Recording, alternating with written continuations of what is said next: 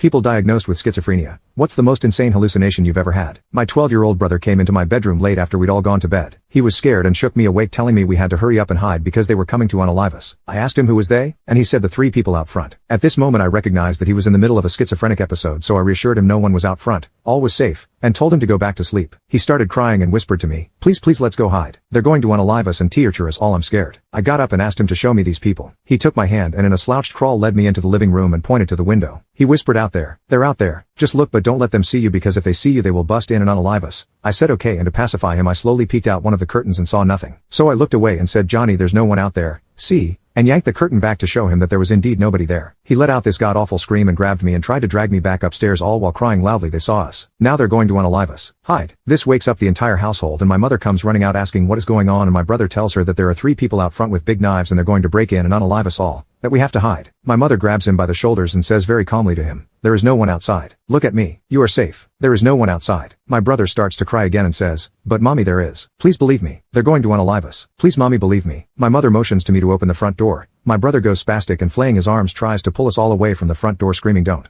They're going to unalive us. Mommy, they're going to unalive us. My heart is breaking for him because of the genuine fear he is feeling, and so I tell him it's okay. I promise if I open this door and you see those people I will slam it shut and we'll run and hide, okay? But if I open the door and we don't see these people you have to stop crying and go back to bed, okay? In a tearful nod he says yes and then hides behind my mother as we all gather around the door. Just to be safe I peek out the front door blind and see no one, so I slowly open the door and he shrieks a whimper and I open the door wide and see nothing. We all look and there really is nothing. As I start to unlock the screen door, our huge German shepherd that's out at night comes up on the porch steps wagging his tail excited to have late night company. I turn to my brother and say, see if there were people out here, don't you think Chief would eat them? And we all give a nervous laugh as my brother shakes his head in agreement. I unlock the screen door and let my dog Chief in to love on my brother for a few seconds. Suddenly my brother looks over at the screen door and freezes. I see it and say, remember, there is no one out there. And my brother in a forced whisper says, they are hiding behind the tree. Don't look. They think we can't see them. Hurry, shut the door. I again remind my brother that he said there was no one out there and he again starts to cry and says, but they're hiding behind the tree. I didn't see them, but I do now. They're still there. Frustrated, I said, okay, if they're there, what do they look like? And he proceeds to say the big guy in the middle is wearing jeans and a black leather coat. He's holding an axe and smiling great big at me. The other man is shorter and wearing jeans and black boots like a motorcycle guy wears, and he has a hat on over long dirty blonde hair, and the woman is wearing a long dress and a floppy hat with long black hair, and she has a knife too. The short guy has a gun. Then urgently he whispers, I think they saw us. We all quickly turn to look out and I say there's no one there. And I open the door and send Chief back out saying, get him Chief, get him. Chief gladly bounces back outside only to look around confused like what am I supposed to get? My brother says again in a whisper, they saw us. Then he lets out this scream, shut the door. They're coming. Shut the door. I look out and see nothing, and Chief has decided that he's had enough of this game and goes and lays down by the front steps guarding the entrance. My mother looks beyond frustrated and extremely tired. We've got school and work in the morning and here we are at 3 a.m. struggling with my brother's mental illness. Somehow though what we are suffering through doesn't compare to what he is suffering in his mind, and all I can do by that time is watch my mother cry as she hugs my brother. Long story short, I go outside and walk the path to our door by the tree and wave my hands at him, then re-enter saying, see, no one there. Now you promised. Stop crying and go to bed. He nods his head and says, can I sleep with you? I say yes. We relock everything and weary from lack of sleep all march back to bed. I sighed deeply wondering how I was going to have the energy to go to school and mom the energy to go to work, and I let my brother sleep with me. Just as I'm drifting off I hear a whisper in my ear, don't move. They're standing in the doorway. They're going to unalive us. And I open my eyes and see nothing. Here we go again, I thought.